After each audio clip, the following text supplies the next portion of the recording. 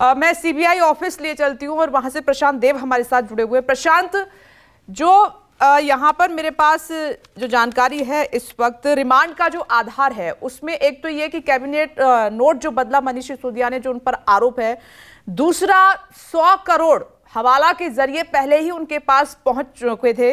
तो इन सब सवालों का सामना कर रहे होंगे मनीष सिसोदिया इस वक्त।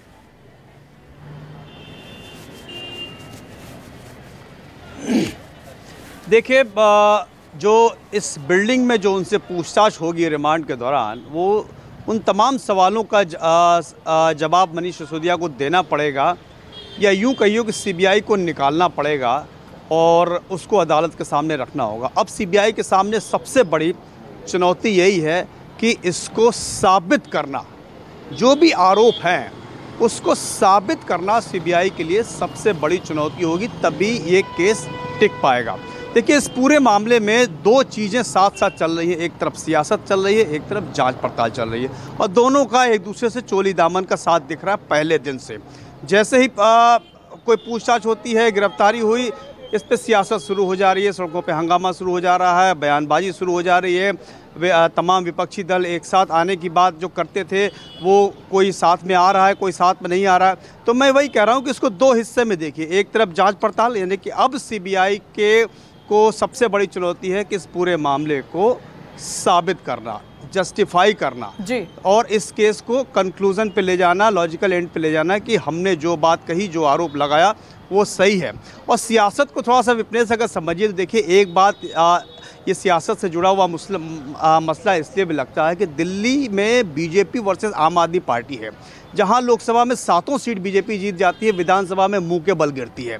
तो ऐसे में जो वोट बैंक है बीजेपी का, वो इंटैक्ट है और जीत हमेशा आम आदमी पार्टी की हो रही है। तो जो एक परसेप्शन की लड़ाई है ना, परसेप्शन बनाने की कि अब ये जो कट्टर ईमानदार पार्टी है, अगर इस पे भ्रष्टाचार के नाम पे थोड़ा सा जो वोट बैंक है अगर छिटकता है और छिटक के बीजेपी की तरफ आ जाता है तो शायद काम बन जाए। तो ये परसेप्शन की लड़ाई सियासत में चल रही है, एक दूसरे पे वार प्रतिवार इसीलिए हो रहे हैं।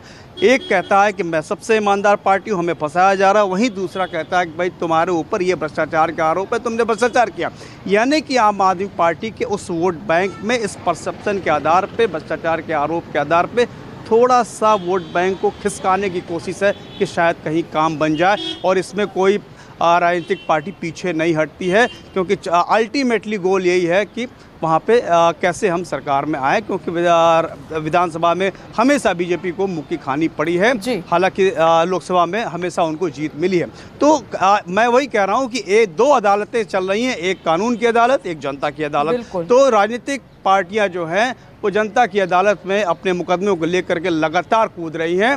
आम आदमी पार्टी अपने आप को जो जिस आधार पे वो खड़ी हुई है, एक कट्टर ईमानदार पार्टी, उसको धूमिल हो रही है, उस पे आरोप लग रहे हैं। तो इसका कहीं अगर फ़ायदा मिल जाए तो क्यों ना फ़ायदा उठाया जाए। ये एक तरफ अलग एक पाले में गेम चल रहा है, और दूसरा जो कानूनी लड़ाई है, मैंने कहा कि सीबीआई के सामने सबसे बड़ी चुनौती होगी इसको साबित करना। नहीं साबित कर पाएंगे तो भारी किरकिरी होगी।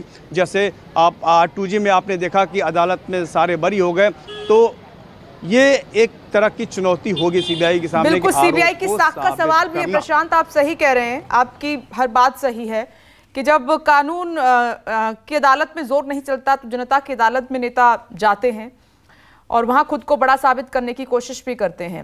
नमस्कार, मैं हूं मानक गुप्ता। अगर आपको हमारा ये वीडियो पसंद आया हो तो इसे लाइक और शेयर जरूर करें, और हाँ, हमें सब्सक्राइब और फॉलो करना ना भूलें, ताकि आप देश और दुनिया की कोई खबर मिस ना करें।